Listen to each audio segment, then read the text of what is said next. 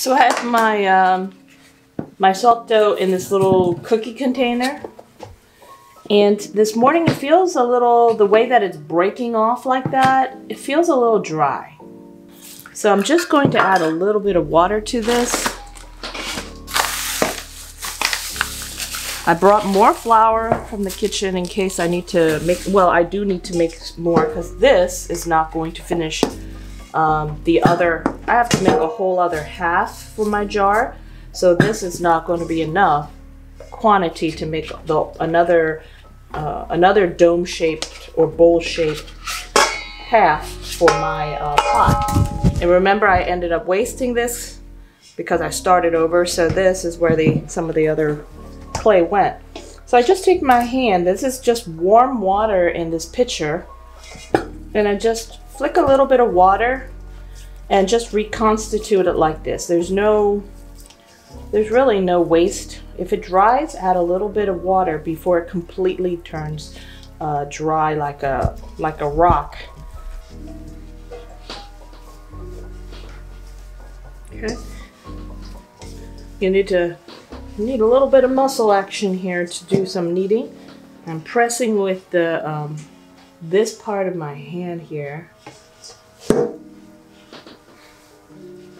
The lower part of the palm of my hand. There. Now it's a little bit more of a fluid consistency. Or not fluid, but you know what I'm talking about. A little bit more elastic, a little bit more squishy. I hope everybody is okay with doing this, and nobody, you know, at home has an issue with you doing this.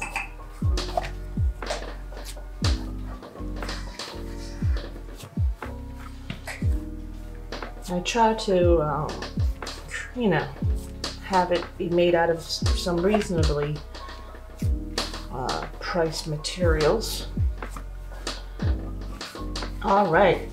So now I think I'm ready, so I'm going to keep this dough in here in my little container, but I'm going to leave the door open, leave the lid open a little bit because it's a little bit moist, and I want it to get a little drier.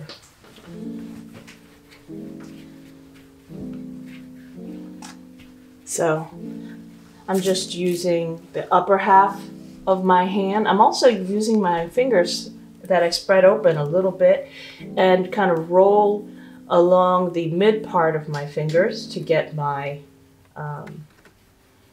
get my coil pretty evenly.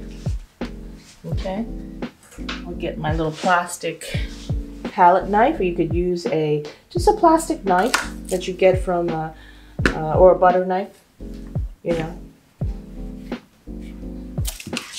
So I have this, and I'm just going to continue, and I'm going to stick it right on top. Okay, and it seems to be getting kind of stretchy because it's so, you know, it's so elastic at this point. It's stretching. That's the one bad thing about it. So there's good things and bad points about the consistency of this salt dough at certain stages. I'm going to do the same thing as I did yesterday, which is take my finger and push the new layer very gently on top of the old layer. It's just so that they stick together, adhere. Okay. And then I'm going to continue building. So I'll use this piece here that's been sitting here and add that.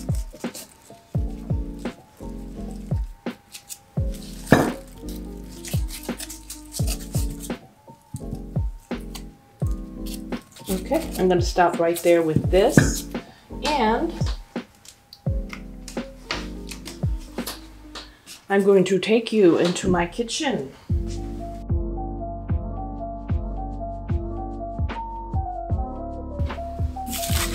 And it's about that much done.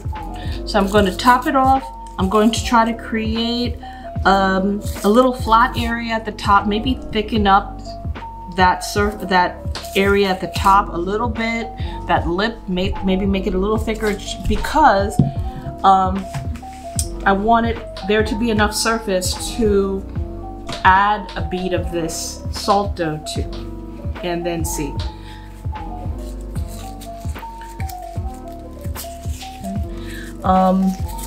So that's the other thing, is I would never have been able to reach this height if I didn't put it in the oven at least twice. So just build it a couple layers at a time, 2 or 3 layers, put it in the oven to dry out. Another 2 or 3 layers of coils, put it in the oven to dry out. If you don't do that, it's just not going to happen. It's just not going to happen. And I'm just trying to create adhesion so that those 2 pieces are sticking.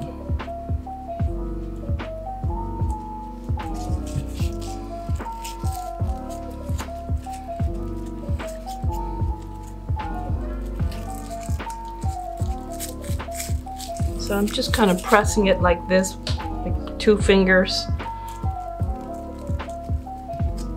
Because this clay is, it's so like moist that it's already starting to like droop down a little bit.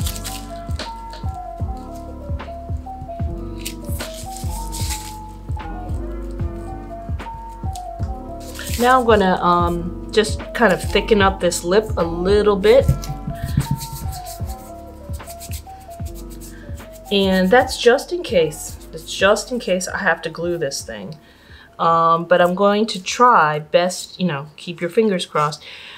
Best case scenario would be using the clay itself to attach the 2 halves. That way then it could all be made of the same material, and it would look neater too.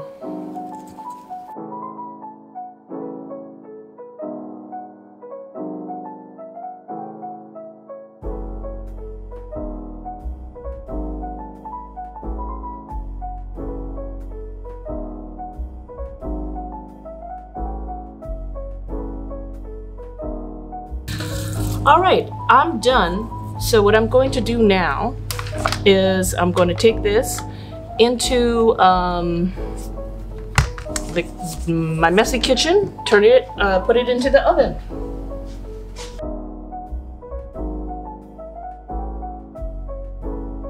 Through, and I'm going to be covering this with some texture. I mean, I think they actually do go all the way through. I can lift it a little bit, but since I'm going to be patching this rough surface up with some more salt clay, that will fix that problem. The inside I'm not too concerned about, although it is kind of cute on the inside. I'm not going to see that because it's going to be covered up by the other half over here that I have. So I have been baking this, building it up, not baking, but putting this in the oven to dry it out. And what I'm going to do is basically have these 2 halves like this. As you also see, there's a hole in the middle of the bottom. Why is that there? It's because after I remove the piece, I'm going to build up a little neck for my little bottle or jug. So the next step here is I just try to even out the top.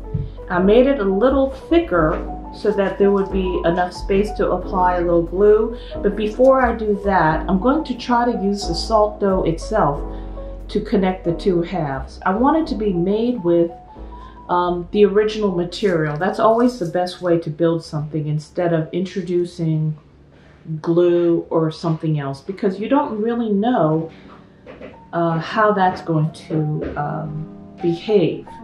And I'm going to try to use more moist, wet kind of salt dough to try to connect this dry piece to this dry piece once this comes out of the oven. And maybe I'll have enough time to make a neck so that tomorrow I could show you how to go about texturizing.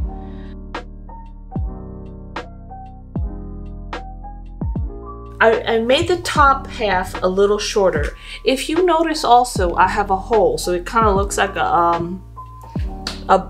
a wasp's nest. So what I'm going to do is I'm going to build a neck here Also, between this and this layer, I put a thick coil, a little bit extra large, like a little bit bigger, because I needed enough to also push and stretch up on the top and put on the bottom here to try to connect the two halves together.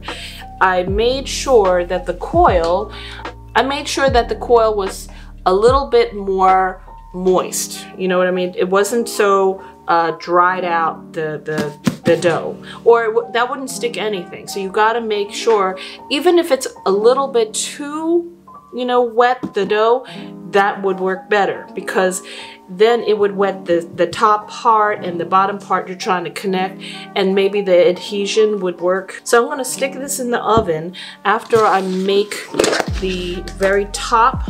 I try to add some more water to my dough, but the way that it's breaking apart, if it was like really wet, it wouldn't come apart like this. So I'm going to add a tiny bit more water to this. And if I just want to add a little bit more water, I just break apart my dough.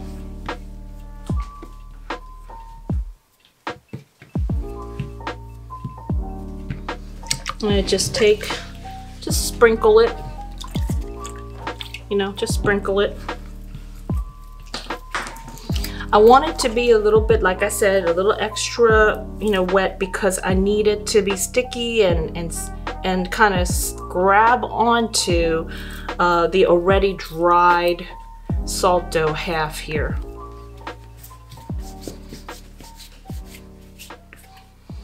Okay, so I'm going to start building by putting the coil around the outside of the hole, like this. And then I'm just going to, I don't want the neck to get wider, so I'm just going to try to build the coils right on top of each other and kind of center them right on top of each other. I'm going to stick my finger here in the middles to support the wall, so that when I go and squish this down, each of the layers down, one on top of the previous layer, you know, it will not get misshapen. And because this is like not a very wide diameter, I don't think I'm going to have too many problems with this collapsing. So I'm just kind of wetting the top of it a little bit, just so that it gets a little stickier. My salt dough, I just made this last period because I ran out.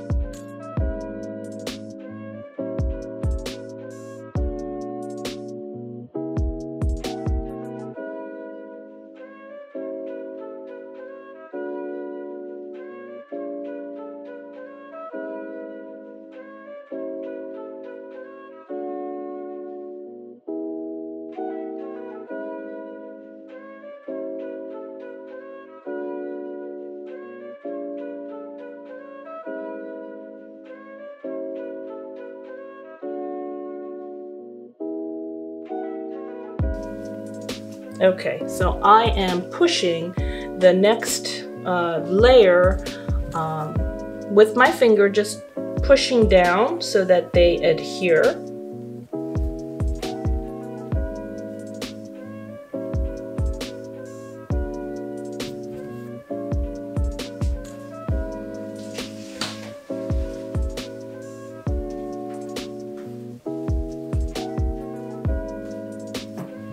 But this salt clay, like I said, feels a little dry. I'm just kind of, if I make it too wet, then it's gonna just be like brr, and totally, you know, totally collapse on itself. I'm gonna make the top flare out a little bit, because just for a little bit of beauty. I feel like, you know, I don't want it to just be going straight up and then just like a coil on top.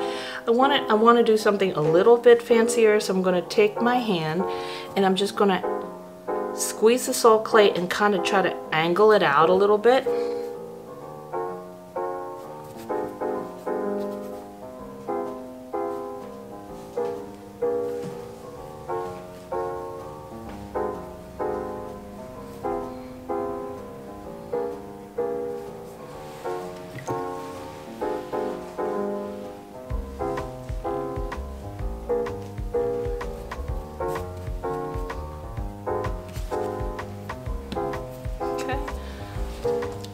I want to keep the lip fairly thick because I don't want it to be so delicate that it chips if it knocks against something. So I'm just kind of trying to be aware of that. I also don't want to make it super heavy so that it also like collapses outward.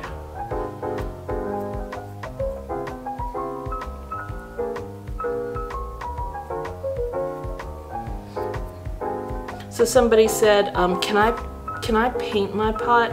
And I said yes, but let the painting enhance the texture.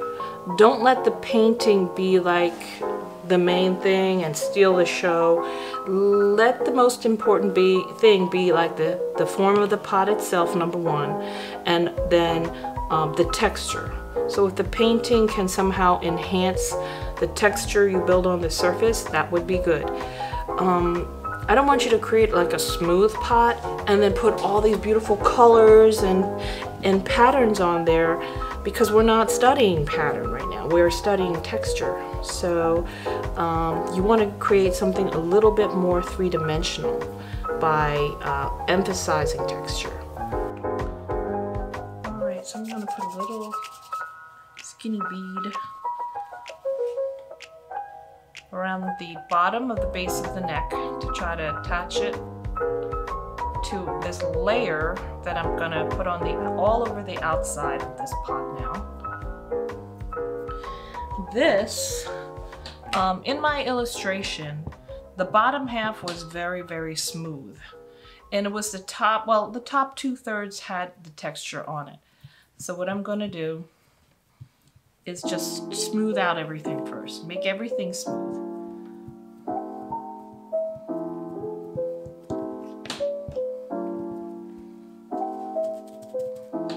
You know, just maybe wet the surface a little bit.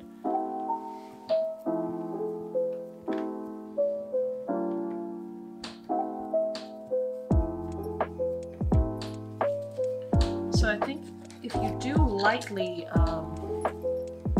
wet the surface a little bit, I think it does make a better connection and adhere better, so do that.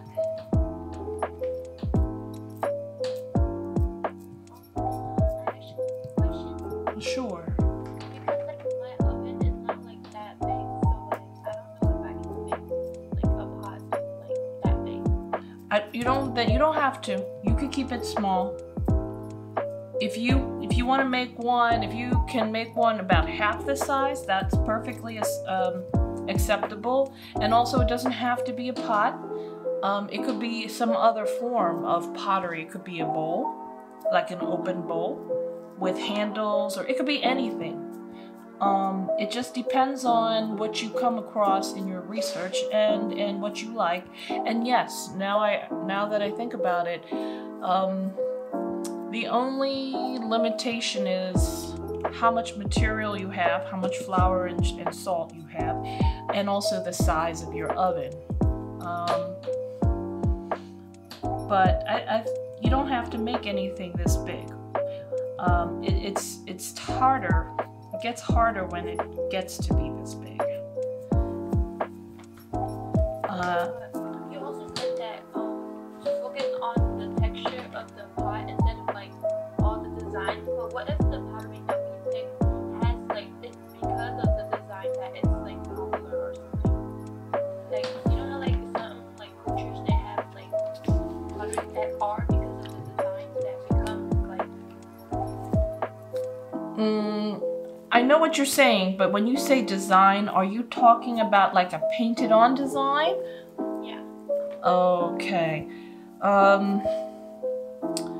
I know that it's hard, but try to find a piece of pottery where the texture is more pronounced. What did you have your heart set on a piece and then it does? I was just asking because like I was just like looking and then I don't like know like what to do. I would not pick a piece of pottery where it's painted on, and that's the most interesting thing. Let it be something that has texture because that's what we're studying. So you have to pick a piece of pottery where it's an interesting shape, but or you could do this. How about this? Let's say a lot of Southwestern Native American pottery has a lot of painted on design. It doesn't necessarily have a lot of texture.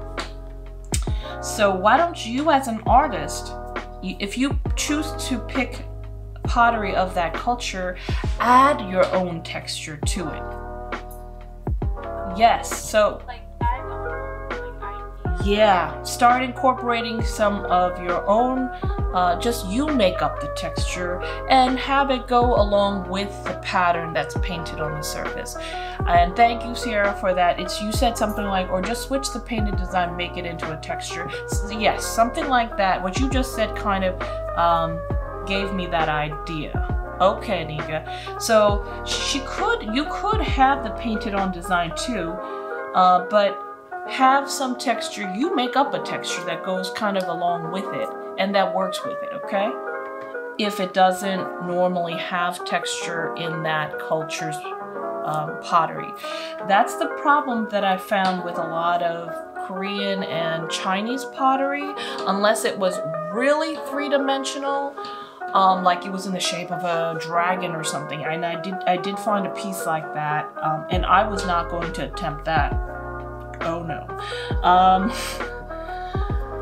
There was a lot of just beautiful painting on a smooth surface, so that's why I gravitated more toward the African pottery pieces, because their artisans are very, very much into mark making and texture and marking up and breaking up the surface.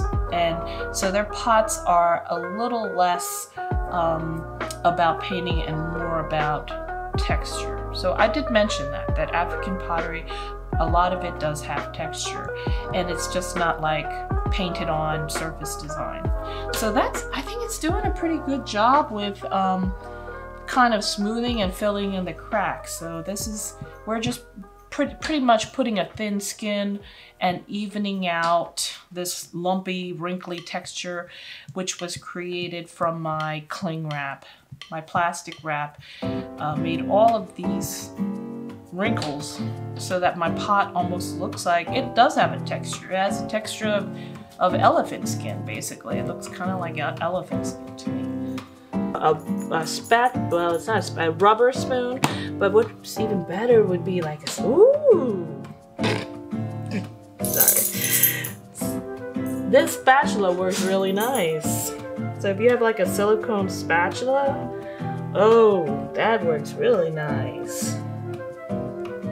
So that'll, smooth it out for you.